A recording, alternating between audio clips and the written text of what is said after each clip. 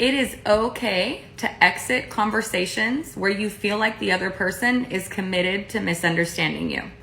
And here's why.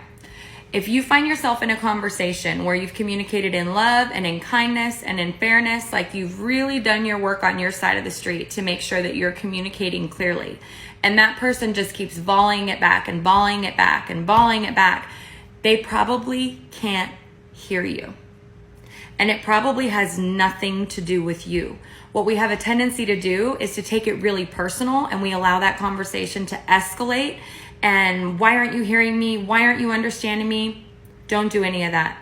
Instead, what you can do, if you've tried a couple times in that conversation to communicate and you feel like it's not working, you can say, you know, it's really important to me that I hear you and that you hear me, and I feel like we're in a place where we can't hear each other.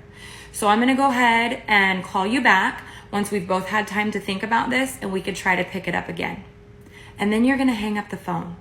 And what this is going to do, it's going to allow you to preserve your peace and think about what headspace you're in. And it's going to give the other person time to cool off and maybe time to realize their side of the street and that they couldn't hear you.